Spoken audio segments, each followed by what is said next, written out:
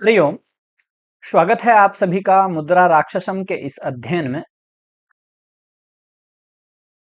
जैसा कि हमने कल की कक्षा में देखा था कि जो अमात्य राक्षस है उसके पास सकटदास आ चुका है, क्योंकि उससे पहले जो विराट गुप्त था वो घटना सारी घटनाओं को बता रहा था, जिसमें उसने यह भी बताया था कि सकटदास को फांसी दे दी गई है, परंतु उस सकटदास को बचा करके सिद्धार्थक नाम का आचार्य चाणक्य का व्यक्ति वो राक्षस के समक्ष ले आया है।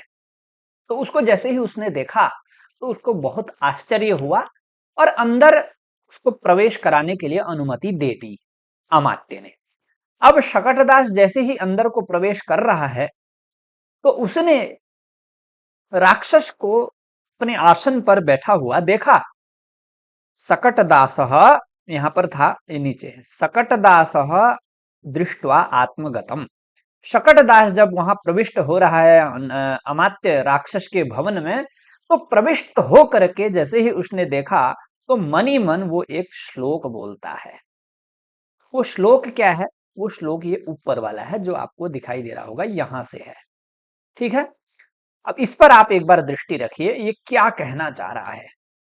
दृष्ट्वा मौर्यमिव प्रतिष्ठितपदं शूलं धरित्र्यास्तले तल्लक्ष्मीम् इव चेतसः प्रमिथिनीम् उन्मुच्य वध्यस्रजम् श्रुत्वा स्वाम्युपरोधरौद्रविषमान् आधमाततूर्यस्वनान् नाध्वस्तं प्रथमाभिघात कठिनम मन्ये मदीयं मनः।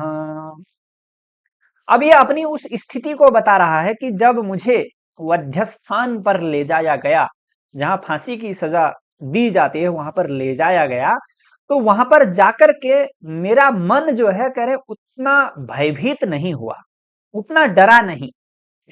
तो प्रश्न आता है, भैया किसी की जिंदगी समाप्त हो रही है, जो जिसको फांसी दी जा रही है, उसको डर क्यों नहीं लगेगा?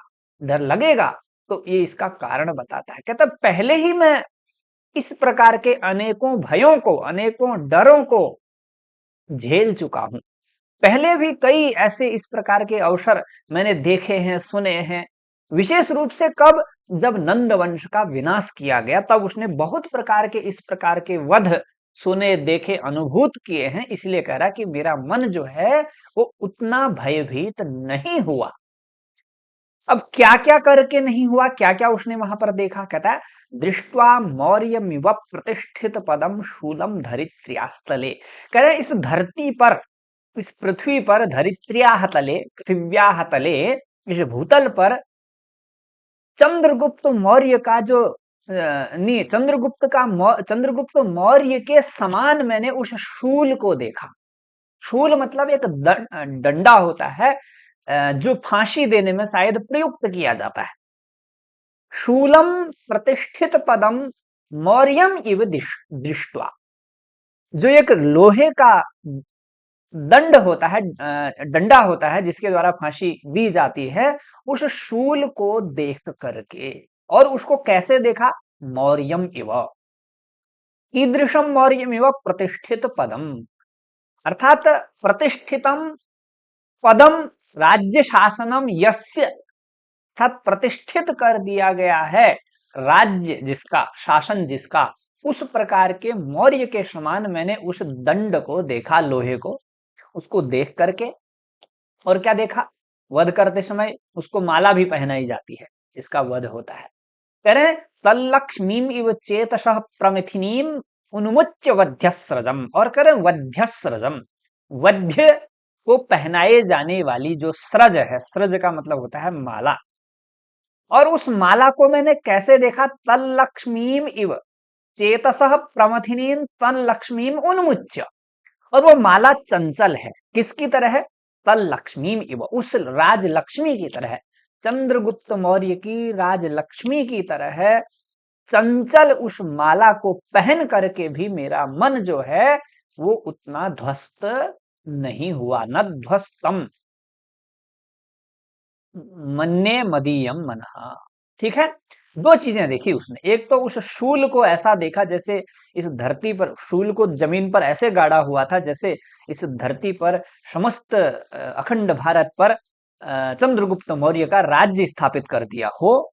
और उसके गले में जो माला पहनाई गई थी वध से पूर्व, उसको मृत्यु दंड देने से पूर्व जो माला पहनाई गई थी वो मन का प्रमथन कर देने वाली थी।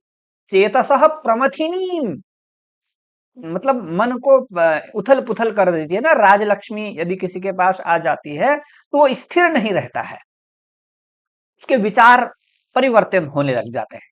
चित्त, मन जो होता है उथल पुथल होने लग जाता है, चंचल होने लग जाता है। कारण क्या है? लक्ष्मी के कारण। तो मन को बेचैन कर देने वाली, मन को चंचल कर देने वाली उस राजलक्ष्मी की तरह उस माला को देख करके, और क्या कह रहा है? श्रुत्वा स्वाम्युपरोध रौद्र विषमान आधमात तुर्य स्वान। श्रुत्वा, श्रुत्वा कह रहे हैं, और कह रहे हैं स्वामी उपरोध रौद्र विषमान, अर्थात स्वामी मतलब नंद। स्वामी के मरण के समय कानों को बुरे लगने वाले, कानों को बुरे लगने वाले मतलब चीखती हुई आवाज लगने वाले इस प्रकार के कठिन कठोर आधमात तूर्य स्वनान, और बजाए जा रहे जो तूर्य, जो तड़ित ध्वनियां इत्यादि होती हैं, उनकी स्वनान, उनकी ध्वनि को, उनकी आवाज को सुन करके, उनकी आवाज को सुन करके प्रथमाभिघात कठिनम में मदीयम मनः न ध्वस्त।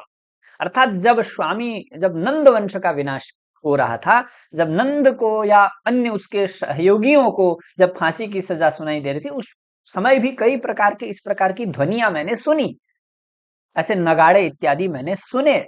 उन चीजों को सुन करके मेरा मन पहले ही कठोर हो चुका है, कह रहा है। प्रथमाभिघात कठिनम मदीयम मनः न ध्वस्तम। इसलिए मेरा मन जो है कह रहा है कि इस फांसी की सजा को, इस वध्य स्थान पर जो मुझे मृत्यु दंड दिया जा रहा था उसको देख करके मेरा मन अत्यधिक, कहने का मतलब है अत्यधिक दुखी नहीं हुआ, न ध्वस्त, क्योंकि वो पहले से ही दुखी है। जो चीज पहले से ही दुखी है, पहले से उसको उस चीज की आदत पड़ चुकी है, तो उस पर अगर हम फिर से उस चीज का प्रयोग करेंगे तो उतना असर नहीं पड़ता है, क्योंकि उसको उस चीज का स्वभाव बन चुका है, उसकी आदत है। तो ऐसे कह रहा है स्वामी उपरोध रौद्र विषमान, शब्द का ध्यान दें, अर्थात स्वामी के वध के समय जो रौद्र, भयानक, विषम मतलब कठिन, जो अच्छे नहीं लगते हैं मन को, इस प्रकार के बजाए जाने वाले जो नगाड़े हैं उनकी ध्वनि को सुन करके मेरा मन पहले ही कठिन हो चुका है, तो क्यों ध्वस्त होगा। तो ये चीजें इसने यहां पर बताई, समझ में आ गया होगा। अब यहां पर शार्दुल विक्रीडितम नाम का छंद है, और ये इव यहां भी लगा है और इव यहां भी लगा है। तो एक जगह उपमा है, एक जगह उत्प्रेक्षा है। ऊपर वाले में क्या है कि उत्प्रेक्षा है, क्योंकि जो शूल है वो लोहे का है, धरती पर गाड़ा गया है।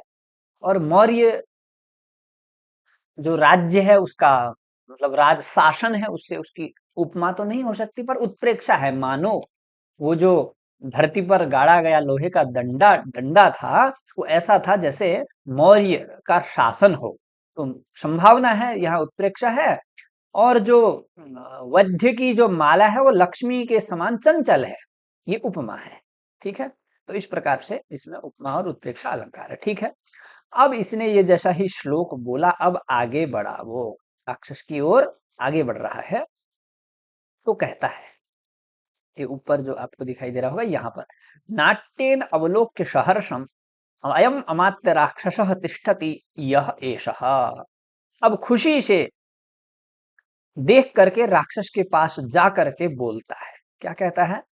कहता है कि अक्षीण भक्ति ही क्षीणेपि नंदे स्वाम्यर्थमुद्वहन दिव्याम स्वामी भक्तानाम प्रमाणे परमे स्थितः। अब इसमें, इस श्लोक में अमात्य राक्षस की स्वामी भक्ति बहुत ही अच्छे से प्रकट की गई है। कि वास्तव में वैसे तो पहले भी कई श्लोकों में हमने इस प्रकार का वर्णन देख लिया है, इसमें और है। इसमें जो ये शकटदास है, ये उसकी स्वामी भक्ति बता रहा है कि राक्षस किस प्रकार से स्थित है। देखिए, कर अक्षीण भक्ति ही क्षीणेपि नंदे, अर्थात नंदे क्षीणेपि, नंद के क्षीण हो जाने पर भी जो अक्षीण भक्ति वाला है, राजा तो क्षीण हो गया पर उसकी भक्ति क्षीण नहीं हुई, राजा के प्रति उसकी भक्ति अभी भी क्षीण है, जीवित है, यथावत है उसकी भक्ति, ऐसा वो यहां पर स्थित है वो। और क्या करता हुआ, स्वाम्यर्थम उद्वहन, स्वामी का जो प्रयोजन था उसी प्रयोजन का वहन करता हुआ, उसी उद्देश्य को अपने मन में स्थापित करके जीता हुआ, उद्वहन, जो राजा नंद का उद्देश्य था कि धरती पर मेरा ही एकमात्र चक्रवर्ती राज्य हो, वो भी अभी तक यही चाह रहा है कि फिर से बने नंद वंश, निरंतर बने कोई और उसमें ऐसा राजा मैं बिठाऊं, मलय केतु इत्यादि को।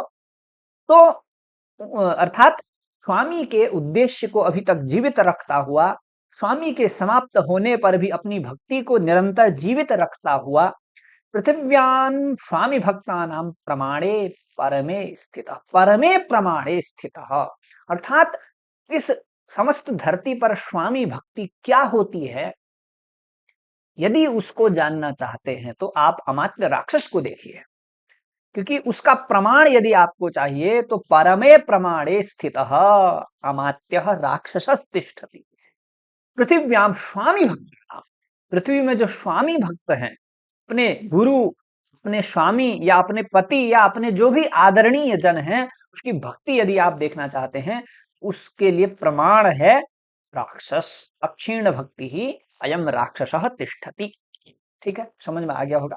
इसमें अनुष्टुप छंद है और इसमें विभावना अलंकार बता रहे हैं। विभावना अलंकार वास्तव में ठीक है, क्योंकि जब राजा ही नहीं है तो उसकी भक्ति क्यों है भैया, तो यानी कि कारण नहीं है फिर भी कार्य है, तो क्रियाया प्रतिषेधेपि शेधेपि फल व्यक्ति ही विभावना, कारण के न होते हुए भी कार्य हो रहा है तो विभावना है। ठीक है, तो अब इस श्लोक के माध्यम से शकटदास ने अमात्य राक्षस की जो स्वामी भक्ति है उसको प्रदर्शित कर दिया। अब पास जाकर के जयतु अमात्य, कहता है अमात्य राक्षस की जय हो, उनके पास जाकर के बोलता है, और राक्षस विलोक्य सहर्षम, राक्षस उसको देख करके खुश हो जाता है और कहता है सखे सकटदास दिष्ट्या कौटिल्य गोचर गतोपि दृष्टोषि तत्परिष्वजस्व माम, करें चाणक्य की नजरों पर आने पर भी आप बचे हो, इसलिए आओ गले लग जाओ, अर्थात क्योंकि चाणक्य की नजरों में जो आ जाता है, यदि वो मेरा व्यक्ति हो तो वो मारा ही जाता है, इसलिए आप बच गए हो, इसलिए मेरे गले लग जाओ। ठीक है, राक्षस शकटदास ऐसा ही करता है, गले लग जाता है। फिर है राक्षस, राक्षस उसको गले लगा करके कहता है ये आसन है, यहां पर बैठ जाइए। ठीक है, जो सामान्य शब्द हैं उनको मैं संस्कृत नहीं पढ़ता हूं, आप खुद ही पढ़ लीजिए, सरल है। इदम अत्रासनम आश्यताम, ये आसन है, इस आसन में बैठ जाइए। ठीक है, शकटदास आज्ञा लेकर के बैठ जाता है। राक्षस कहता है सके सकटदास अथ कोयम ईदृशस्य में हृदयानंदस्य हेतु, कह रहे हैं जो आपको प्राप्त करके, पुनः प्राप्त करके मुझे ये आनंद आ रहा है, इस आनंद का हेतु क्या है, कहने का मतलब क्या है कि आपको किसने बचाया, आपको तो फांसी लगने वाली थी, ले जा रहे थे फांसी के लिए, इतना भी मैंने सुना था विराट गुप्त आदियों से। तो कहने का भाव ये है कि किसने बचाया। फिर शकटदास कहता है सिद्धार्थकम निर्दिश्य, सिद्धार्थक जो उसके साथ आया हुआ है उसकी ओर उंगली करके कहता इसने बचाया, इसकी तरह अमात्य, अमात्य प्रिय सुहृदा सिद्धार्थकेन घातकान विद्राव्य वध्यस्थानाद अपवाहितोस्मि, कहते हैं इस सिद्धार्थक ने उन मारने वालों को वहां से भगा करके वध्य स्थान से मेरे को बचा लिया गया है, अर्थात वध से मेरे को बचा करके आपके पास लाया गया है, इसीलिए आपके इस आनंद का हेतु ये सिद्धार्थक है। प्रयास करेंगे आज दूसरा अंक समाप्त हो जाए, ठीक है, क्योंकि अब थोड़ा सा ही है।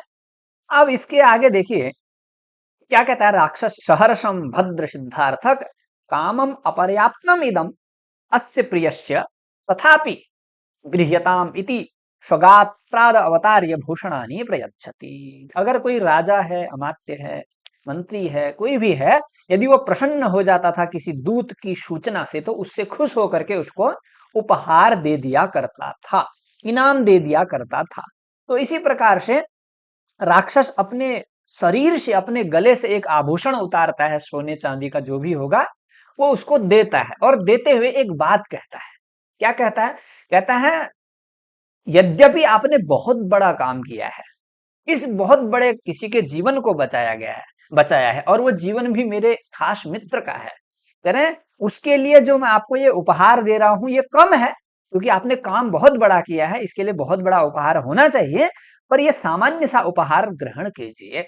आपने काम करें, कामम अपर्याप्तम इदम, फिर भी ये अपर्याप्त है, फिर भी आप इसको अभी ग्रहण कीजिए। सिद्धार्थक को इनाम दे देता है। अब ये इनाम आगे कितना बड़ा काम करेगा, ये इनाम ही तो चाह रहा था आचार्य चाणक्य सिद्धार्थक के माध्यम से कि उससे आप इनाम लीजिए इत्यादि, उसकी सेवा कीजिए और उस इनाम पर उसकी मोहर लगवाइए, फिर उसको मैं चंद्रगुप्त के लिए भेज रहा हूं, ऐसा जो कपट जो लेख लिखवा रहा था इत्यादि, वो सब आगे आएगा। उसको लिखवाएगा, उसको लिखवाने के बाद उसमें ऐसा बता देगा मलय केतु को कि ये राक्षस जो है ये चंद्रगुप्त से मिला हुआ है। फिर मलय केतु का जो है विश्वास राक्षस से हट जाएगा, अर्थात आपस में लड़ाना वही एक सफल योद्धा का वो है कि अगर शत्रु हैं दो तो उनको आपस में ही लड़ा दो, तभी हमारी विजय वो है। अब आगे क्या होता है, उसको इनाम दे देता है। इस पेज को थोड़ा सीधा कर लेते हैं, ठीक है। अब सिद्धार्थक उस इनाम को ग्रहण करके बोलता है, गृहीत्वा पादयोर निपत्य स्वगतम। अब उसने जैसे ही उसको ग्रहण किया और राक्षस के पैरों में गिर गया। अब राक्षस के पैरों में जैसे ही गिर गया, उसको आचार्य चाणक्य का आदेश याद आ गया। कहता अयम खलु आर्योपदेश, यही तो आर्य का आदेश था जो हो गया, जो इनाम मिल गया मुझे। मनी मन सोच रहा है, भवतु यथा तथा करिष्यामि अमात्य। फिर भी कहता जो और भी आदेश आचार्य चाणक्य ने दिया है ऐसा ही मैं करता हूं। कहता है अमात्य अत्र मे प्रथम प्रविष्टस्य नास्ति कोऽपि परिचितः यत्र यत्र इमम अमात्यस्य प्रसादम निक्षिप्य निर्वृत्तो भविष्यामि।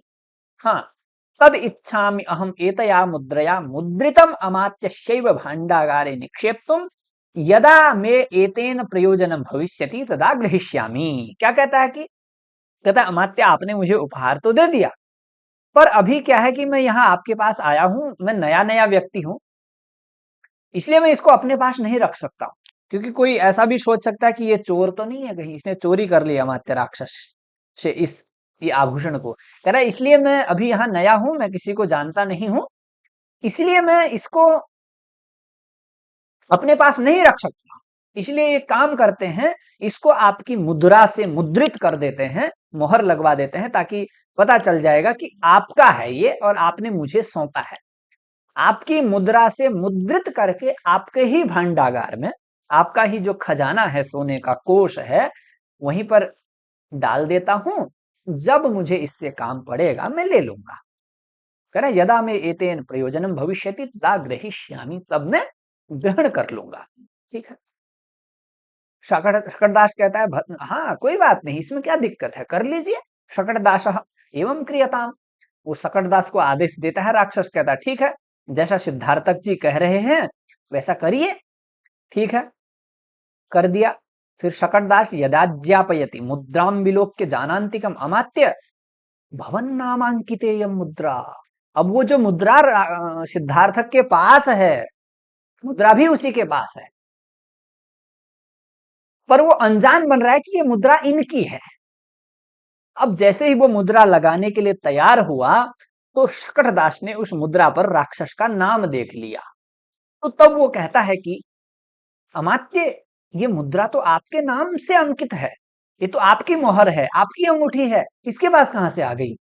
फिर राक्षस विलोक्य शविषादम सवितर्गम आत्मगतम, अब उसको देख करके थोड़ा दुखी होकर के मनी मन सोचता है, कहता है सत्यम नगरात निष्क्रामतो मम हस्तात् ब्राह्मण्या उत्कंठा विनोदनार्थम गृहीता तत कथमस्य हस्तम उपगता प्रकाशम भद्र सिद्धार्थक कुतस्तव इयम अधिगता। कहते हैं हाँ, ये अंगूठी तो मेरी है, परंतु ये तो मैंने अपनी पत्नी को दे दी थी, उसने मांगी थी उत्कंठा विनोदनार्थम, अर्थात मैं उनसे दूर जा रहा था, कहीं बाहर जा रहा था, क्योंकि कुसुमपुर से बाहर आया हुआ है, तो इसलिए उसकी पत्नी ने स्मृति के लिए, निशानी के लिए उससे अंगूठी मांग ली थी।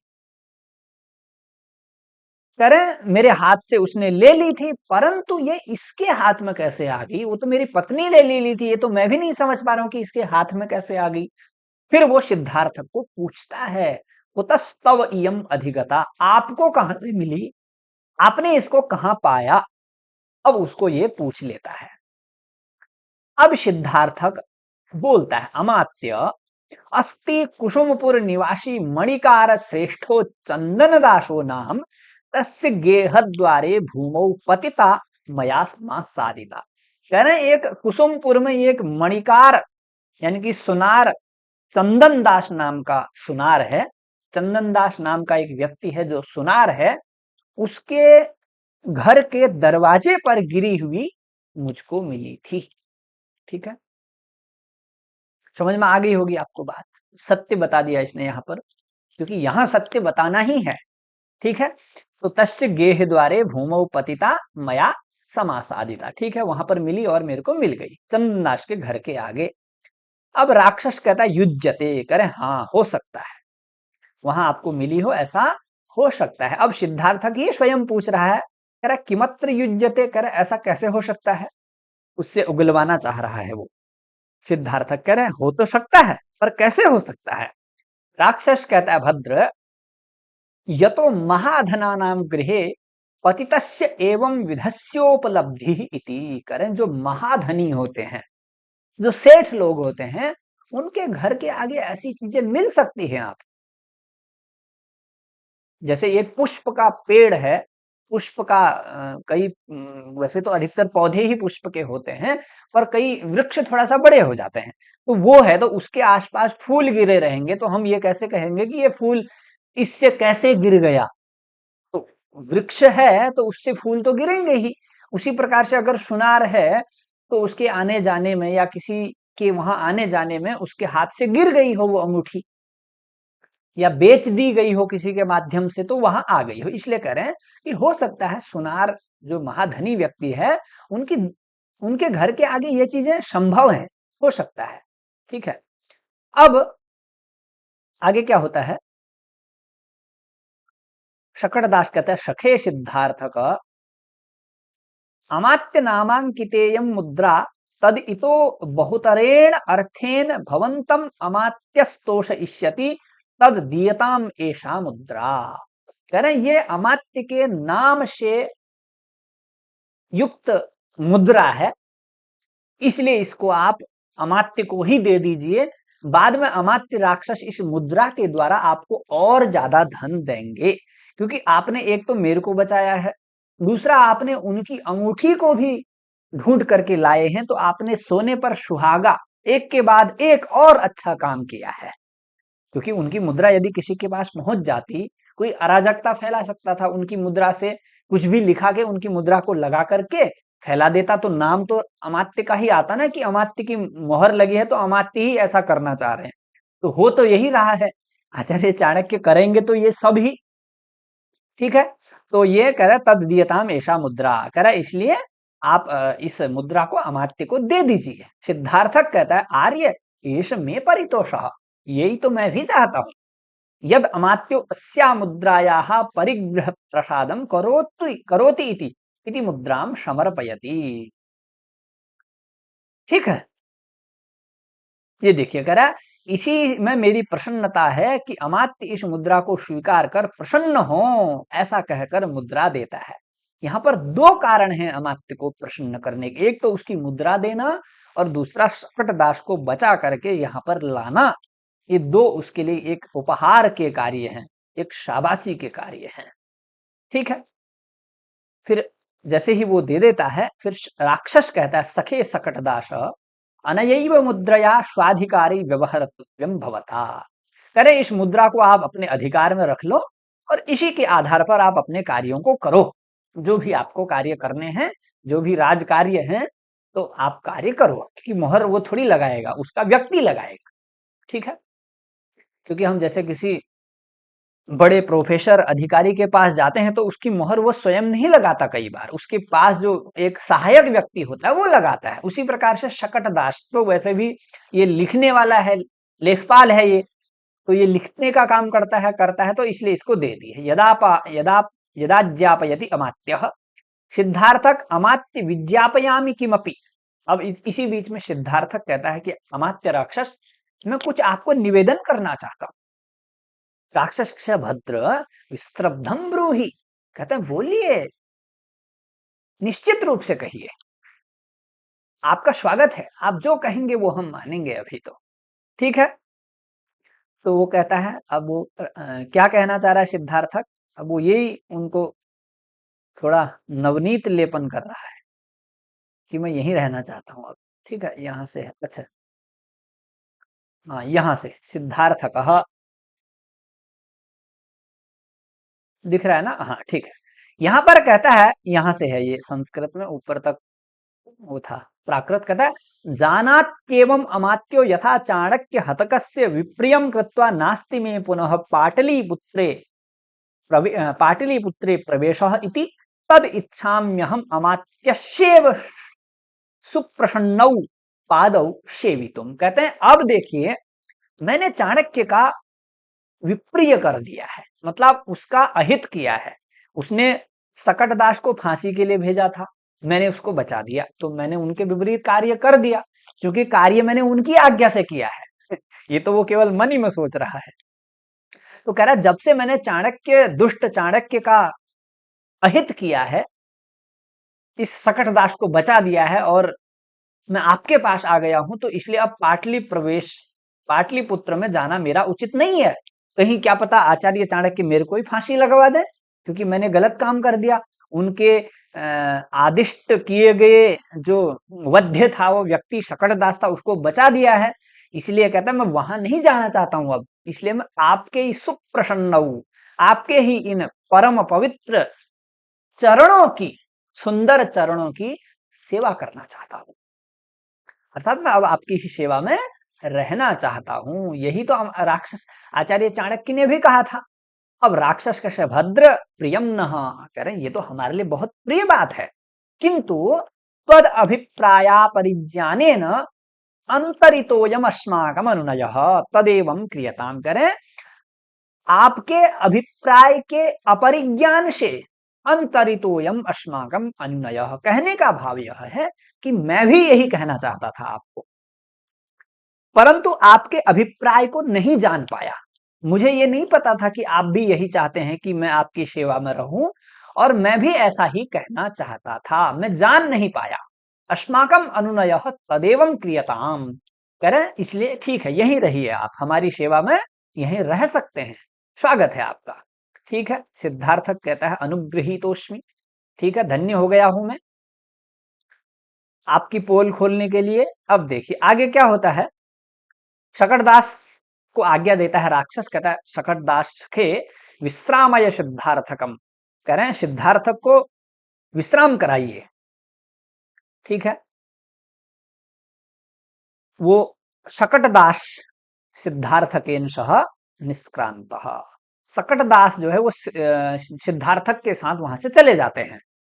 अब राक्षस के पास पहले से ही एक व्यक्ति बैठा हुआ है, कौन है जो, वो विराट गुप्त है, कुसुमपुर का वृत्तांत सुना रहा था। तो फिर से वो सुनाने के लिए कहता है आगे क्या हुआ। सखे विराट गुप्त वर्णय इदानीम कुसुमपुर वृत्तांत शेषम, कुसुमपुर की बातें जो बच गई हैं वो बताइए, आगे क्या हुआ। अपे अपि क्षमन्ते कुसुमपुर निवासिनो स्मद उपजापम चंद्रगुप्त कृतयः, अब ये कहता है कि कुसुमपुर में ये बताइए कि वहां की जो प्रजा है, वहां की जो प्रजा है उसकी स्थिति क्या है। जो चंद्र हम फूट डाल रहे हैं कि चंद्रगुप्त और चाणक्य आपस में लड़ जाएं, उसको सहन कर रही है या नहीं। अस्मद उपजापम चंद्रगुप्त प्रकृतयः अपि क्षमन्ते, उसको सहन कर रहे हैं या नहीं।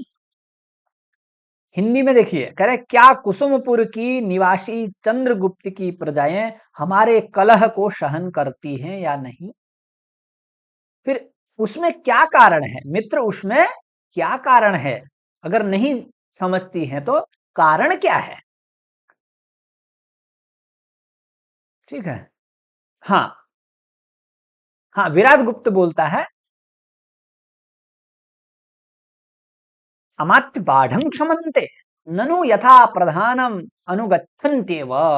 कह रहे बिल्कुल मानती है, निश्चित रूप से आपके जो आपका जो प्रयोजन है, आपके जो क्रियाकलाप हैं उसको वहां की प्रजा मान रही है, कोई दिक्कत नहीं है। ठीक है सखे, एक मिनट, यथा यथा प्रधानम अनुगच्छन्ति एव बाढ़म क्षमन्ते। ठीक है, तत्र किम कारणम, कह रहे क्यों मान रही हैं, क्योंकि इस प्रकार कैसे मान लेंगी, क्योंकि जब वहां चाणक्य ने चंद्रगुप्त को राजा बना लिया और राजा उपयोगी है, अच्छा योग्य राजा है, तो उसकी माननी चाहिए। हम उनके बीच में लड़ाने का जो प्रयास कर रहे हैं उसको क्यों मान रहे हैं। अब उसका कारण बताता है, कहता है कि विराट गुप्त कहता है अमात्य इदम तत्र कारणम, कारण ये है, क्या है, मरण मलय केतो अपक्रमणात् प्रभृति पीड़ित चंद्रगुप्तेन चाणक्य इति।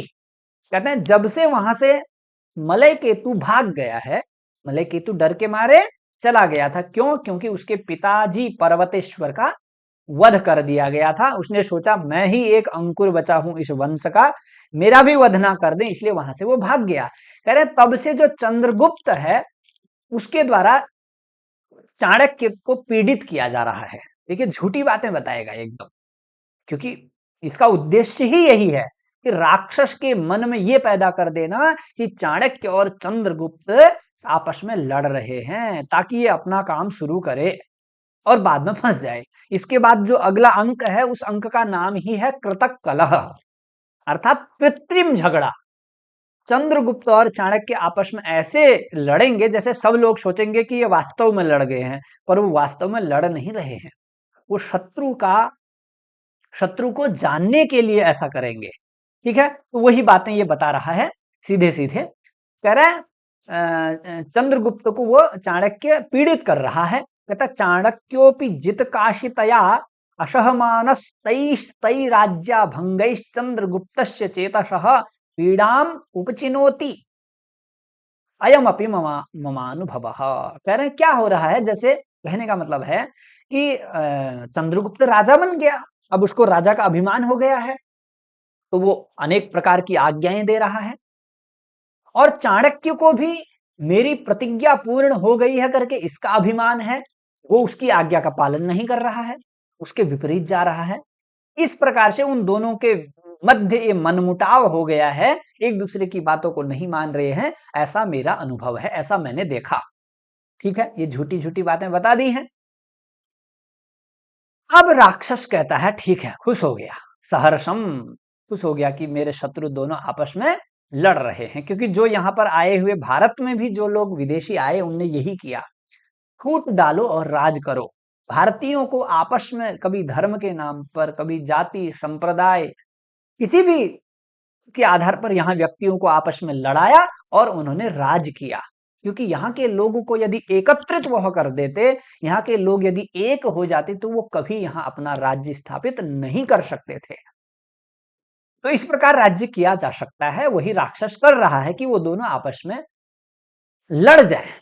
अब विराट गुप्त को वो कहता है कि अब आप इसी वेश में वहां चले जाओ। कहता तद गच्छ तुम अनेन आहितुंडिक छद्मना पुनः कुसुमपुरम एवा। कह रहे हैं तुम इसी वेश पर, जो आपका ये सपेरे का वेश हुआ है, इस सपेरे के ही वेश पर आप कुसुमपुर को पुनः जाइए तत्र ही में सुहृत वैतालिक व्यंजन स्तन कलशो नाम प्रतिवसति। कह रहे वहां पर मेरा मित्र है, उसका नाम है स्तन कलश, वो वहां रहता है। और वो किस काम में लगा हुआ है? वैतालिक व्यंजन, वो वहां पर राजा की स्तुति इत्यादि करता है। वैतालिक होते हैं ना जो राजा की स्तुति वगैरह करते हैं, पर ये वास्तविक वैतालिक नहीं है, ये कपटी है। ये कह रहा है कि मैंने भेजा हुआ है, क्योंकि ये विपरीत बातें करेगा, राजा और मंत्री को आपस में लड़ाने वाली बातें करेगा, उसको उत्तेजित करेगा। जैसे हम बोलते हैं ना, कोई किसी को कुछ गाली दे देता है, भले ही उस गाली प्राप्त करने वाले को बुरा नहीं लगा हो, हम कहेंगे अरे इसने तेरे को गाली दे दी, उसको और ज्यादा भड़काएंगे। तो ऐसा काम करने वाला मेरा वहां मित्र है, स्तन कलश उसका नाम है। जो इस कक्षा को देख रहे हैं उनसे एक निवेदन है, ये जो स्तन कलशः नाम का शब्द है, इसकी व्युत्पत्ति बताने की कृपा करें। कौन बता सकता है? कमेंट में मैं देखूंगा, ठीक है। नाम प्रतिवसति सत्वया मद वचनात् वाच्य, करें उसको मेरे वाक्य के द्वारा आपको कहना है। क्या कहना है? मेरा जो मित्र वहां रह रहा कह रहा है, यथा चाणक्येन क्रियमाणेषु आज्ञाभंगेषु चंद्रगुप्तस्त्वया समुत्तेजन समर्थैः श्लोकैः उपश्लोकयितव्यः इति कार्यं च अतिनिभृतं करभक हस्तेन संदेष्टव्यम इति। अब कह रहे हैं तुम्हें उस मेरे मित्र को ऐसा कहना है कि जब जब चंद्रगुप्त चाणक्य को आज्ञा देगा, चाणक्येन क्रियमाणेषु आज्ञाभंगेषु चंद्रगुप्तः त्वया समुत्तेजन समर्थैः, ठीक है। जब चंद्रगुप्त चाणक्य को आज्ञा देगा और चाणक्य उसकी आज्ञा का उल्लंघन करेगा, आज्ञा का उल्लंघन करेगा, तो आप तो चंद्रगुप्त की सेवा में हैं, उस राजा के लिए वैतालिक हैं, तो आप उसको उत्तेजित करना, उसको बताना आपका किस प्रकार का मंत्री है, आपकी एक भी बात नहीं मानते हैं, और इनने अपनी प्रतिज्ञा पूरी कर ली है, तो अभी अपने आप को राजा ही समझ रहे हैं। इस तरह की बातों से आपको चंद्रगुप्त को भड़काना है चाणक्य के प्रति। ऐसा मेरे कथन के अनुसार, ऐसा मेरे मित्र स्तन कलश को बताना, और जो भी कुछ हो करभक नाम के व्यक्ति के द्वारा मेरे को समाचार भेजते रहना, ऐसा वो आदेश दे रहा है, ठीक है। अब इसके आगे क्या होता है? विराट गुप्त चला जाता है, इति निष्क्रांत, ऐसा कह करके विराट गुप्त चले जाता है, ठीक है। वैसे इसके बाद एक ही श्लोक है, प्रयास करते हैं हो जाएगा, ठीक है। दूसरा अंक समाप्त हो जाता है, ठीक है। ये चला गया, उस आहितुंडिक वेश में जो विराट गुप्त नाम का व्यक्ति था वो चला गया, ठीक। पुरुष प्रविश्य, अब इतने में पुरुष प्रवेश करता है। पुरुष मतलब उसका द्वारपाल कोई व्यक्ति होगा, कहता है अमात्य जयतु, अमात्य की जय हो। कहता शकट दासो विज्ञापयति एते खलु त्रयो अलंकार विशेषाः विक्रियन्ते तत्प्रत्यक्षी करोतु अमात्य। कह रहा है कि बाहर कुछ व्यापारी आए हुए हैं, सोने को बेच रहे हैं, सोने को बेचने वाले व्यापारी आए हैं कि आप उनसे मिलिए, खरीदिए, आपसे मिलना चाहते हैं, ऐसा वो द्वारपाल बोलता है। राक्षस कहता विलोक्य आत्मगतम, देख करके मनी मन सोचता है, कहता अहो महारहाणी आभरणानी, कहता ये बहुत महाअर्ह, अर्ह का मतलब होता है योग्य, बहुत योग्य, बहुत कीमती ये आभूषण है। मणिमन सोच करके कहता भद्र उच्चताम शकटदास परितोष्य विक्रेतारम गृह्यंताम, करें कि जो बेचने वाला है उसको संतुष्ट करके, उसको खुश करके, उसके मुंह मांगा उसको पैसे दे करके सारे आभूषणों को खरीद लीजिए, ठीक है। ऐसा कह करके वो चला जाता है और कहता यदा यद अमात्य आज्ञापयति, ठीक है। आज्ञापयति कहता है तो चला जाता है। फिर राक्षस स्वगतम, मनी मन अब सोच रहा है, क्योंकि उसने चंद्रगुप्त और चाणक्य के मध्य आग लगाने की बात सोची और अपने व्यक्ति को भेज भी दिया। अब वो मनी मन सोच रहा है कि मेरा कार्य सिद्ध होगा या नहीं। कहता है कि यावद अहम अपि कुसुमपुराय करभकम प्रेषयामि, कहता मैं भी अब कुसुमपुर के प्रति करभग को भेज देता हूं, क्योंकि जिस करभग के द्वारा विराट गुप्त मुझे संदेश वापस भेजेगा, उस व्यक्ति को मुझे भेजना है। उत्थाय, उठ करके, अपि नाम दुरात्मनश्चाणक्य चंद्रगुप्तो भिद्येत अथवा सिद्धम एवं समीहितम पश्यामि। करें क्या दुरात्मा चाणक्य और चंद्रगुप्त के मध्य में भेद हो पाएगा, अर्थात उन दोनों को मैं आपस में लड़ा पाऊंगा या नहीं, मेरी इच्छा सिद्ध ही होगी ऐसा मुझे लगता है। सिद्धम एव समीहितम यद मय ममाभीष्टम तद सिद्धम एव पश्यामि। जो मेरा अभीष्ट है, जो मेरी इच्छा है, वो मुझे लगता है कि अब सिद्ध होने ही वाला है। क्यों, कारण क्या है इसके पीछे बताता है। कुतः, इस श्लोक के माध्यम से बता रहा है। इसके साथ ही दूसरा अंक समाप्त हो जाएगा। क्या कहता है, मौर्यस्तेजसि सर्वभूतल भुजाम आज्ञापको वर्तते चाणक्योऽपि मदाश्रयादयमभूत् राज्येति जातस्मयः राज्य प्राप्ति कृतार्थमेकमपरं तीर्ण प्रतिज्ञार्णवम् सौहार्दात् कृतकृत्यतैव नियतम् लब्धान्तराभेत्स्यति। अब देखिए क्या कहता है। कहता है यही वह अवसर है जो इन दोनों को आपस में अलग कर देगी। यही वह उचित समय है जिस समय पर चाणक्य और चंद्रगुप्त को आपस में शत्रु बनाया जा सकता है, ऐसा वो मन में सोच रहा है। कह रहा है अवसर ये कैसे है। कहता है कि मौर्यस्तेजसि सर्वभूतल भुजाम आज्ञापको वर्तते। क्यों, क्योंकि जो चंद्रगुप्त है वो तो अभी समस्त भूतल का राजा बन चुका है, इसलिए वो गर्व युक्त है। क्योंकि आचार्य चाणक्य कहते हैं कुछ भी हमें कुछ प्राप्त हो जाए तो उसका जश्न नहीं मनाना चाहिए, उसकी खुशियों में इतना मत डूब जाओ कि आपका शत्रु आपके उस प्रसन्नता का फायदा उठा ले। तब भी आपको, जब आपको कुछ भी लक्ष्य प्राप्त हो जाता है, उस प्राप्ति के बाद आप खुशी न मना करके अगले लक्ष्य की तैयारी करो, उसके जश्न में, उसकी खुशी में समय बर्बाद मत करो, ऐसा आचार्य चाणक्य कहते हैं। पर ये राक्षस तो ऐसा सोच ही नहीं रहा है। तो कह रहा है कि सर्वभूतल भुजाम आज्ञापक मौर्य तेजसी वर्तते। मौर्य तेज में है, एकदम उफान में है।